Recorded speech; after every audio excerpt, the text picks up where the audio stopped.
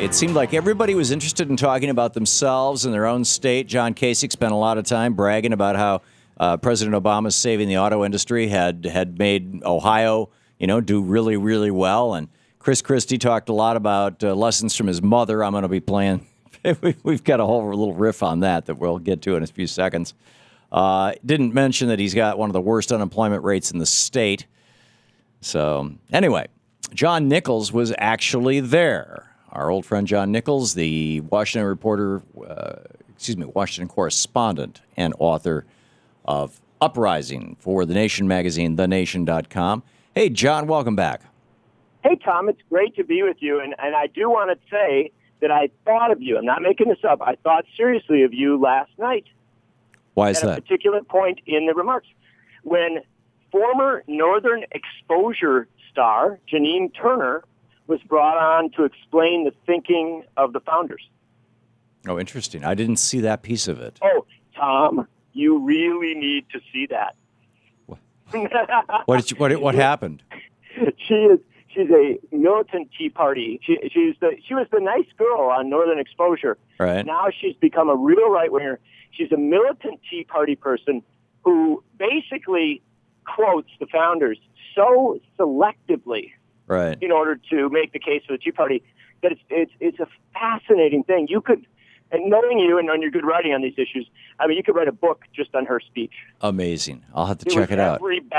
Every bad analogy and kind of misguided theory you could imagine. Yeah. All wrapped up in 8 minutes. Was there a sense among the delegates there, the Republicans who were there, that all these people who were speaking? I mean, traditionally, you and I have covered a lot of conventions over a lot of years. Traditionally, when you get up to give a speech, a major, primetime speech, you talk about the candidate. You pitch the candidate, and it didn't happen last night. Every single one of these guys got up and the first half, 3/4, 4/5 of their speech was all about them and their states. And then they said, oh, by the way, there's this guy, Mitt Romney, he's running for president. You got to vote for him. But let me talk a little bit more about me. I mean, that's how it seemed to go. It was, Chris Christie's speech. Chris Christie went through 1,800 words and, a substantial portion of his speech without ever mentioning Mitt Romney. Yeah. I mean, it was only late in the speech that it's kind of like, and one hopes it was in the text, Yeah. He didn't just put him, oh, man, I'm about to sit down and I haven't mentioned Mitt Romney. And on TV, they were doing cutaways to Romney, and you could see this look on his face like, hey, wait a minute. He looked angry is not quite this, it's a little too strong a word. He looked like a businessman, trying to figure something out. You know what I mean? And I'll bet he was thinking, wait a minute, this is supposed to be my coronation. These people are supposed to be telling the world how wonderful I am. Why is this guy talking about his mother's lessons to him in life? Yeah, and listening to Darkness on the Edge of Town. Yeah. And no, it was, yeah. and many of these or a Bronx people, Tale. Yeah, and people like Mia Love and all these other folks, doing their bios, and then these. Bringing up business people who are talking about how, they're really mad at the federal government because they didn't get their SBA loan. It was a bizarre night. And unfortunately, to my mind, at its darkest, it had the flavor, the tenor of kind of old school propaganda. What authoritarian state have you ever been in where every speaker had to, at some point, graft on referencing to the theme of the night? And so speaker after speaker, was talking about all sorts of different things. And then they'd say somehow, and we built it. And you're like, okay, I got it. That's the theme of the night. Yeah. But this is getting a little bizarre. Yeah. And well, it sounded like they didn't write their own speeches, most of them, that they were basically handed a script. You think so? I think that if the Romney campaign was in charge of those speeches, I don't think the Romney campaign was in charge of those speeches. Yeah. I think they were handed speeches by Republican mandarins who were given the responsibility to create a thematic evening where a message was.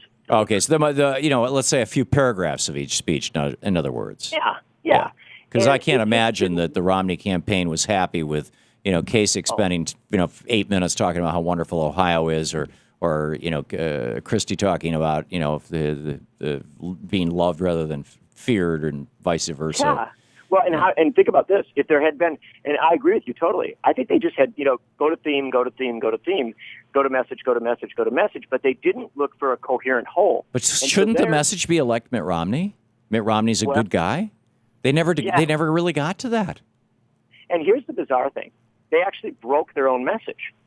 Here you have Ann Romney, and you can love her or hate her, but I think the woman gave a relatively solid speech that had some strength to it.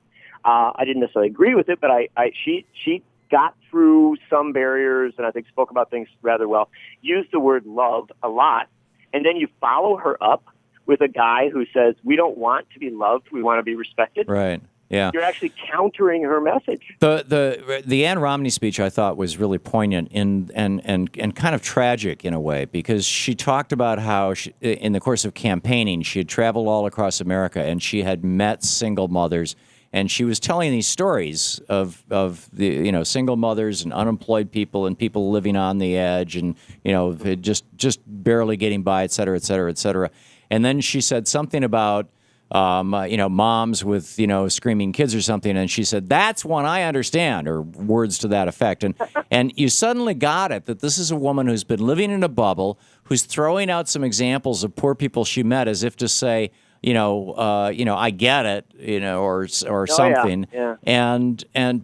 But she really doesn't get it. I mean, it was so much a lady from the Hamptons telling. Oh yeah. It was really. I mean, God bless her. She seems like a sweet person, but what a sad speech in so many ways, in my opinion. I agree with you. This was a corporate CEO wife. Yes. Juan Williams is right. She was given a responsibility, and sometimes when you're part of this, I think it's always wrong to think of a corporate wife or a CEO's wife as doing nothing. That's an absurdity. No. They have huge responsibilities, and it is to back this guy up in sometimes difficult situations, to humanize. And that was her job. I was surprised that there was she did it as well as she could. There was nothing in her speech, in Ann Romney's speech, that actually humanized Mitt. She talked about how he made her laugh and when they met, but she never told. Typically when you're trying to communicate a story or a message, you wrap it in a story. You come up with an anecdote. I mean, it's just speech giving 101. And there should have been a story that we all remember about a time back 15 years ago when one of their kids was sick and Mitt decided he was going to fly in from Salt Lake City and help out. There was no story. So there's no sense of who the hell this guy is, other than that she thought he was the handsomest guy in the room and probably the richest. Yeah. Or when I got sick, he assigned one of his best drivers to take me to the hospital. Exactly. It kind of had the feel of that. And the most tragic part, I thought, and again, I don't want to pick on her too much because I thought she actually did, in many ways, a better speech than Christie. Yeah. But the most bizarre part was when she said, that when you're diagnosed with MS and when you're diagnosed with breast cancer, that she pauses and says, well, folks, it's a real marriage. Yeah. Okay, and I actually understand what she's trying to say. Sure, that was the most human moment, frankly, of the whole speech. Yeah, but she didn't take it anyplace, and so we're left with this sort of bizarre sense. And she could have used those as examples of how Mitt has supported her, but maybe he hasn't. Maybe he's just been busy. How he would not let other people. Maybe he hired an extra butler for her. Yeah, It was a fascinating, I mean, in that sense, it was a very fascinating night. But I don't think it was a successful one. Yep. Hang on, John. This is the Thom Hartmann Program. John Nichols, Washington correspondent for The Nation magazine, thenation.com. Thank you, John. It is a great pleasure to be with you, Tom. Keep it up. You too.